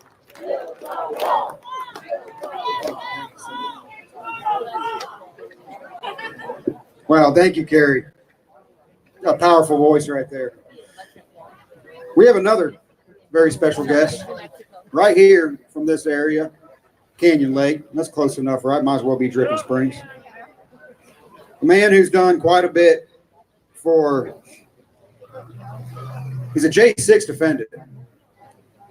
If you knew all that he's been doing for the people who've been illegally detained in the Gulag in D.C., the District of Columbia, you would have a lot of respect for him. I have a lot of respect for him. And I believe God has called him to do this. And he's also involved in the child trafficking issues. He's got some personal situations going on there. And I'm just thankful for him, and I want to give him an opportunity to address all y'all. Trentus Evans, he's a father, he's a husband, he's a friend of the community, he's a patriot. He's working to defend and preserve the freedom and liberty now and for future generations. He's a business owner, political activist, public speaker, J6 defendant, political writer, creator of CondemnedUSA.com, and co-founder of A4Justice.org. Please help me welcome Trentus Evans.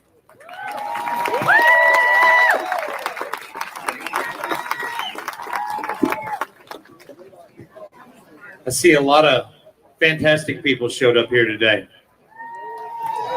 That's right. Ashley Babbitt was murdered. Yeah.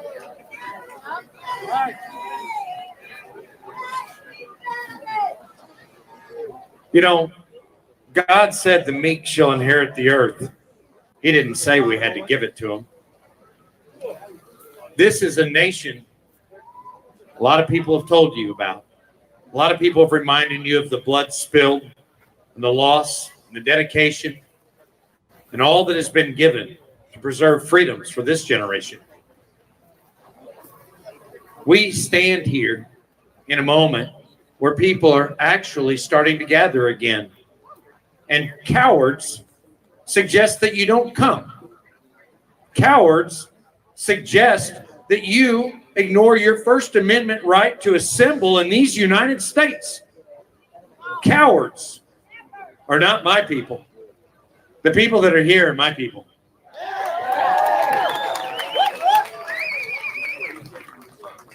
The kind of people that went to January 6th. There's a lot of you here, you just haven't been arrested yet. But I'll be there for you when you are. I don't know if I can help, but I'm going to try. I'm going to tell you a quick story about what's happened to me since January 6th. The fast version, as fast as I can, and Robert's just not going to have to get over his timer. Sorry, Robert. On January 6th, I entered the United States Capitol singing the national anthem. It's on video. And I drank a shot of whiskey, allegedly in Nancy Pelosi's office. I'm not going to apologize because Laura Logan told me to stop doing that a long time ago. It's actually Laura Logan's fault that I refuse to apologize anymore. My intent was to demonstrate peacefully. Kind of like those Hamas people that demonstrated, or anyone else. Yet here I am.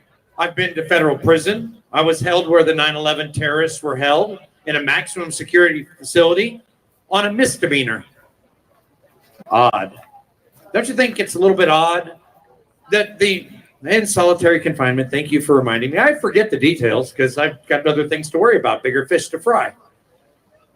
Don't you think it's a little bit odd that the most armed populace on the face of the planet chose to take on the largest military industrial complex to ever exist with plastic flagpoles and megaphones? Just a little bit odd. I think they'd know if we came for an insurrection, wouldn't they? I hope that they don't push it there, because I believe that we have good people here that want to do this peacefully and legally. These are the kind of people that assembled for this event. How many people came here for this event, for peaceful, legal, First Amendment protected assembly, to bring attention to the atrocity at the border where fentanyl is killing our children, your children, destroying this country with illegal voters, to take over your nation? Whose nation? Thank you for clarifying that.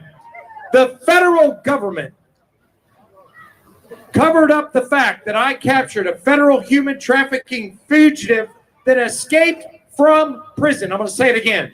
I captured a federal human trafficking fugitive that escaped from prison in August of 2021.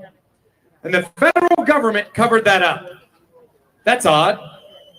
Then, the day before sentencing, they finally admitted to possession of this information and said, "Oh, Mr. Evans, but we don't need vigilantes like that."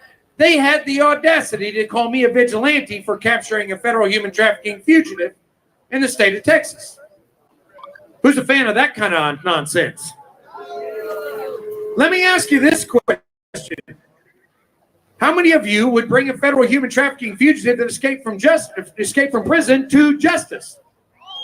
Show of hands? Is that not what America's built on?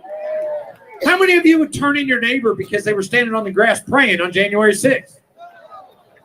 That's what this administration, this regime wants. That's the kind of people we're dealing with. Something else you need to know. Little something else. Donald Trump, President Donald Trump, is not responsible for any insurrection.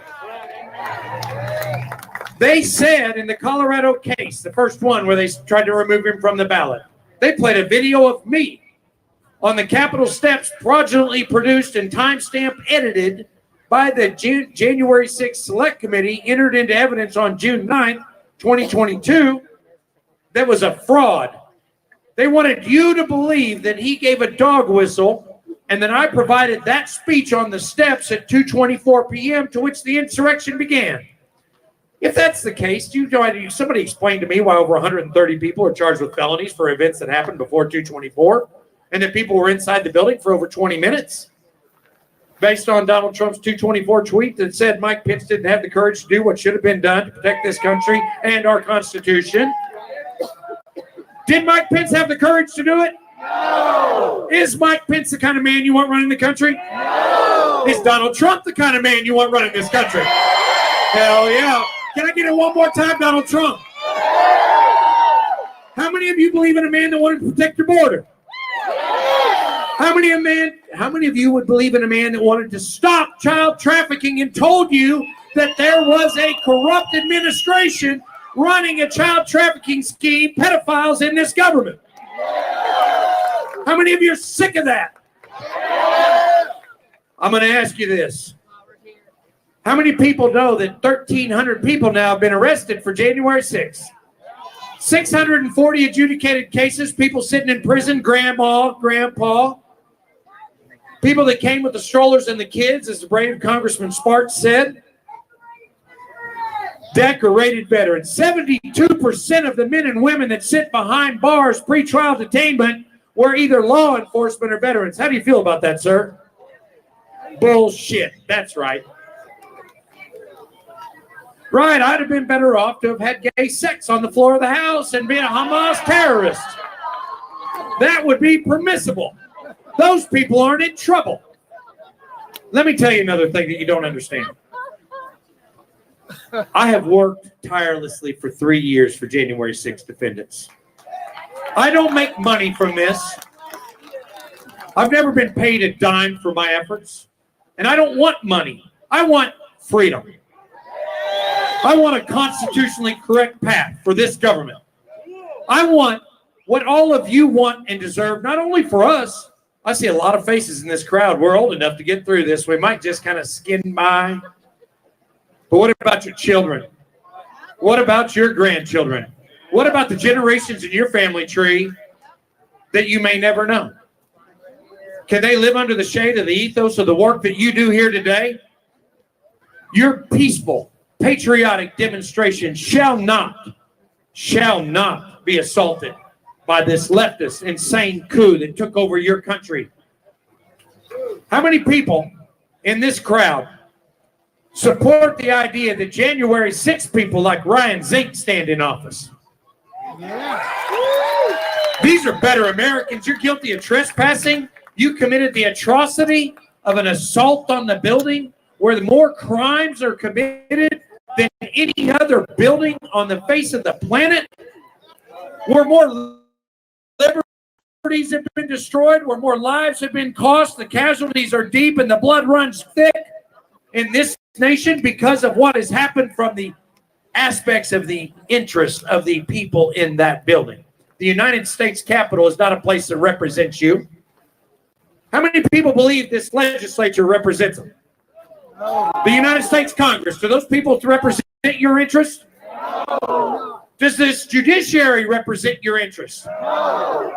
Do you believe there's a belligerent occupant that stole this country at 1600 Pennsylvania Avenue? Then what the hell are we doing talking about it? Why are we still putting up with it? We don't have to raise up arms. We have to raise up our faith. We have to raise up our interest. We have to show up and push back. Isn't that the words of Maxine Waters?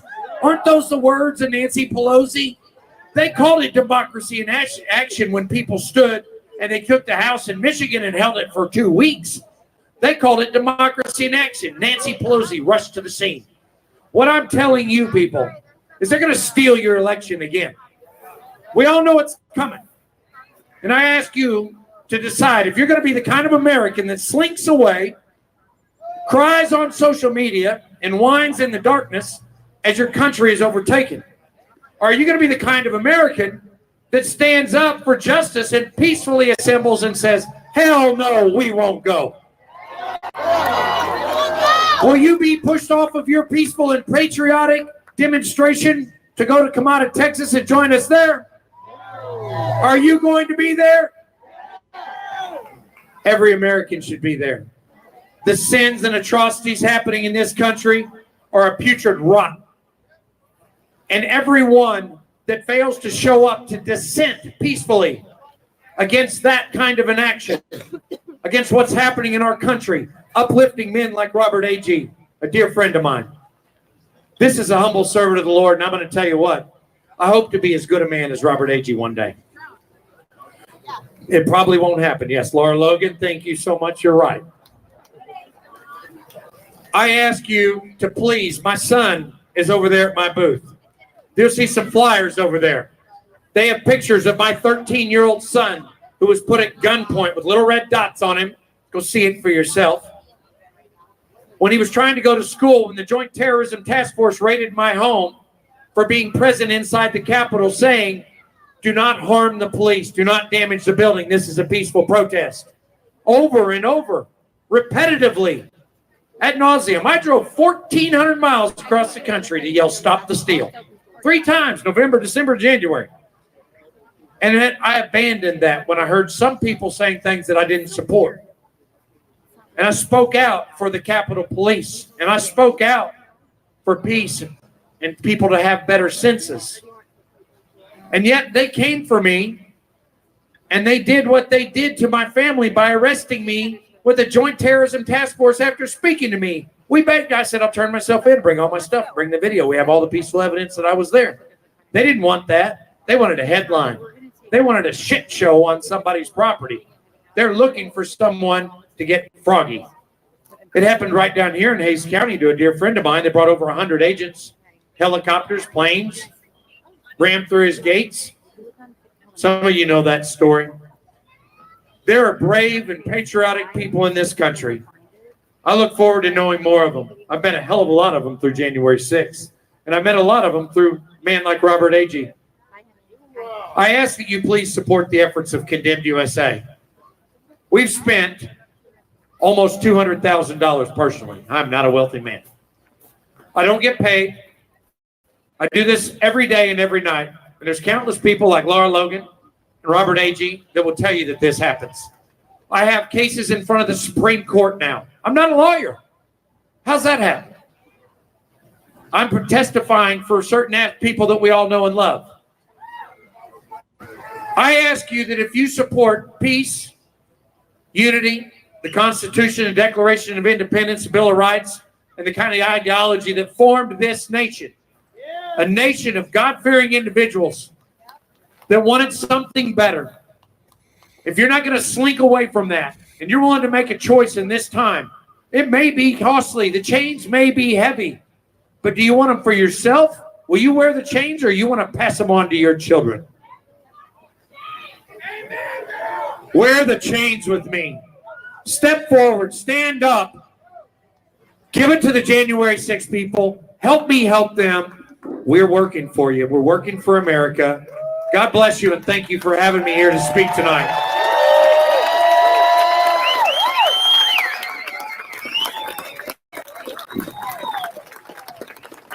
Love that man right there. You know, I thought he was a Fed the first time I saw him. Seriously, I was down in San Antonio at the Reawaken America Tour conference. This guy came up to my booth. He started talking about J6, and I was like, babe, I don't trust this guy. I think he's a Fed. And at the very end, you know, the Lord put on my heart that I needed to mention something when I got up there during my speaking spot. And I never got caught up on day 2. I was like, I was so concerned. I wasn't concerned about getting up there and speaking. I was concerned that I wasn't going to mention this man Trennis that I met. Now, as I was sitting there, next thing I know, there's Trennis up on the platform speaking, the very last speaker out there at the Reawaken conference. The Lord said, I took care of it. Like, oh, well, very good. And then he said, now I want you to go up there and pray for him. I'm like, what? You want me to go do what? And ever since then, after my wife and I prayed for him, wife anointed him with oil. It's been such an incredible journey to watch what he's done and how the Lord has used him to fight for our J6ers and the incredible opportunities that he's had. So we're just so thankful for Trennis. Hey, I want to remind everybody, this is not just Texas that's happening on February 3rd. We have another rally that's happening in San Ysidro, California on Saturday, February 3rd. There's another one happening in Yuma, Arizona on the same day. There's 3 simultaneous rallies taking place. And if you go to takeourborderback.com, there's more information there. There's locations. There's X accounts for each one of them, Telegram accounts, so you can follow along. And we're going to be simulcasting this event out of Texas. We'll be pulling in. So San Ysidro is going to have their event in the morning, and then they're going to get in their cars and they're going to convoy over to Yuma, Arizona to join up with them and have one large rally that day. And we're going to have a feed going. We're going to be showing Yuma, Arizona and K-Motto. I got to keep correcting myself. I keep wanting to call it Q-Motto. That's what we're doing, text Q-Motto. At the same time. So you'll be seeing the speakers in both areas and presenting and the atmosphere in both locations throughout the day. So make sure you tune in for that live feed. We have another special guest with us here today. She was actually on the People's Convoy. I remember seeing her feed. Half the feed I think I was watching was right out of her car. She doesn't need much of an introduction. Everybody knows Ann Vandersteel, right? She's doing an incredible job down at the border right now, standing in the gap where our politicians aren't doing, exposing the corruption, exposing the child trafficking, the drug trafficking, and all the other issues that are going on. So we're thankful that Ann Vandersteel is here with us today, and she has some words. Please, Ann.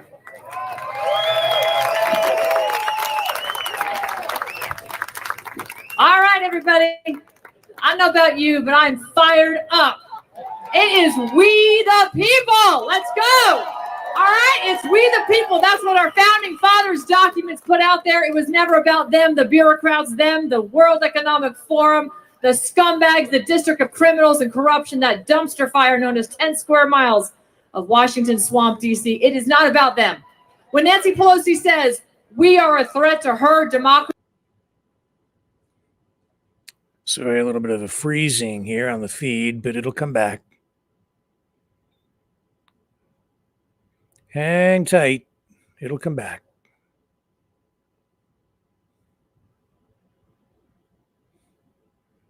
See, guess what, folks? She ain't lying.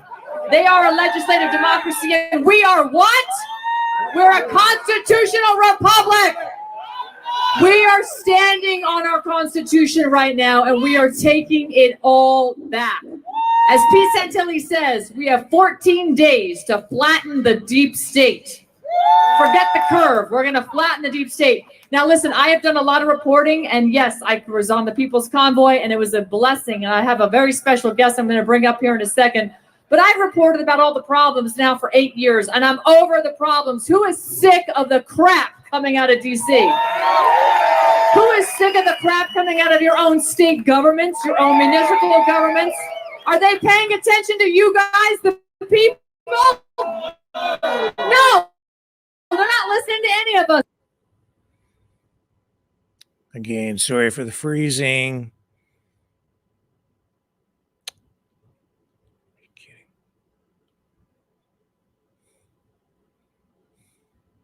It'll come back.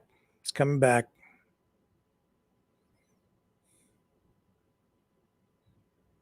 Bear with me. But we're going to make them listen. And we're going to show you how, because I'm all about solutions now. I am so done. I don't even read the papers anymore. I look at the headlines and go, oh, the hell, nothing changes. We are the change agents. Let's be the change agents. They want to label us domestic terrorists, as they did me, put me on the domestic terror list. I got to second base of the TSA 6 times a week. Screw that. I didn't even get kissed when they're feeling me up. I'm over it. So here's the deal. We're going to take it all back, and we're talking about tactical civics. We're talking about teaching the people what their real duty is, how they can stand up a grand jury.